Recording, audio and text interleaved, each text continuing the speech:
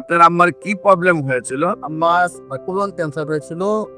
খাওয়া দাওয়া করতে পারতো না, পেটে জ্বালাপোড়া করতো, এবারে নাকে দেখে দুর্বল, বিছানা পড়ে গেছে। অপারেশনের পরে আরো অবস্থা খারাপ হইল। পরে আমরা বাড়ি চাইতে করছি, আইসা ওই যে ফেসবুকে আপনার অ্যাড দেখছি।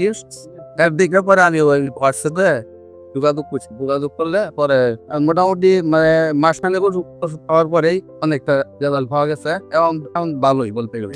আসসালামু আলাইকুম ওয়া রাহমাতুল্লাহি ওয়া বারাকাতুহু। সম্মানিত দেশবাসী, আমি cancer specialist doctor S M Sarwar. বিশেষ করে আজকে একজন ক্যান্সার রোগীর সাথে আমরা সাক্ষাৎ করব, যিনি একেবারেই মরণাপন্ন অবস্থায় ছিলেন। রোগীর ছেলের সাথে কথা বলছি। আপনার নাম? মোহাম্মদ জাহাঙ্গীর আলম। মোহাম্মদ জাহাঙ্গীর আলম। আপনার পিতার নাম? মোহাম্মদ আব্দুল খালেক। মোহাম্মদ আব্দুল খালেক। আপনার মায়ের নাম? আমার নাম রাবিয়া। রাবিয়া খাতুন। রোগী আপনার কি হয়? আমার আম্মা। আপনার আম্মা। আপনাদের গ্রামের বাড়ি কোথায়? গ্রামের বাড়ি পৌরসভা 3 নম্বর। পৌরসভা 3 নম্বর। পৌরসভার নাম কি? বালুকা পৌরসভা। বালুকা পৌরসভা। Post office? Post office Baluka. থানা? থানা বালি। জেলা হলো ময়মনসিংহ। ময়মনসিংহ। আপনার আম্মার কি প্রবলেম হয়েছিল? আমার কোলন ক্যান্সার হয়েছিল।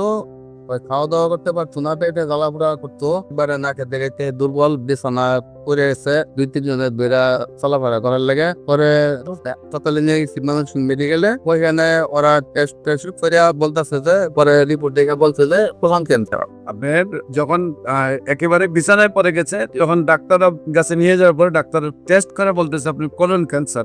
তারপরে পায়খানা কি ক্লিয়ার হইতো? না, পায়খানা ক্লিয়ার। ক্লিয়ার হয়। তারপর ডাক্তারে কি করলেন? তারপরে বলছে যে অপারেশন করা লাগবে। অপারেশন করলে রোগী মানে বাঁচতেও পারে, মারাও যেতে পারে, এটা গ্যারান্টি।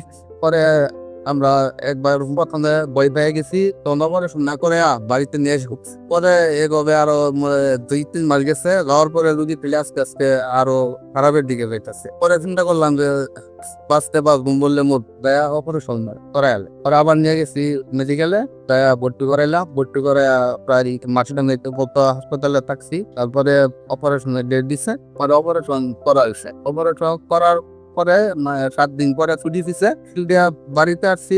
বাড়িতে আসার পরে মানে অপারেশনের পরে আরো অবস্থা খারাপ হইল এবং আরো মরার অবস্থা। পরে আবার গেছি ডাক্তার এনে, ওরা তখন কিছু বলে যে ক্যান্সার, এটা ক্যান্সারের চিকিৎসা আলাদা ভাবে নির্লাগ কিছু। আমরা তো ভাবছি যে অপারেশন করা হয়েছে মানে এটা রোগ শেষ, ভালো হয়ে গেছে।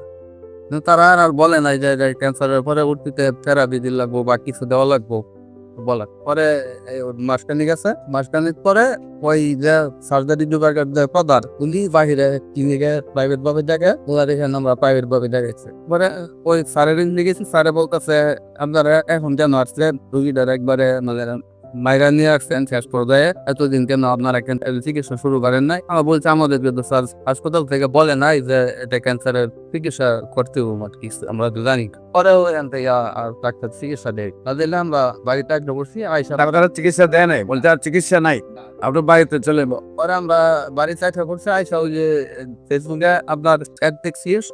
অ্যাড দেখে পরে আমি ওই হোয়াটসঅ্যাপে যোগাযোগ করলে পরে আমি এতটা বিশ্বাস করিনি। পরে আমি একদিন আমার সরকারের নিয়ে আসছি, মানে এখানে লোকের সমুদ্রে আসছি যে এটা আসলে কতটা সত্য যাচাই করার জন্য। কয়েকটা লোক ঘুরে দেখে গেছি, দেখছি যে না ঠিক আছে। তারপরে 1 সপ্তাহ পরে আমি আমাকে নিয়ে আসছি আর 4 মাস আগে। মোটামুটি মানে মাসখানেক ওষুধ খাওয়ার পরেই অনেকটা রেজাল্ট পাওয়া গেছে এবং মোটামুটি এখন ভালোই বলতে গেলে। আপনি আল্লাহ রসের সম্মতে নিয়মিত 4 মাস ওষুধ খাওয়াইছেন, এখন ভালো আছেন উনি। সম্মানিত দেশবাসী, বিশেষ করে আপনারা জানেন কোলন ক্যান্সার এটা হলো সবচেয়ে বেশি প্রবলেম, যেটা হলো বায়ু পথে যখন বাথরুম আসে না, জ্বালা যন্ত্রণা ব্যথায় মানুষের 1 ঘন্টাও বসে থাকার সুযোগ থাকে না।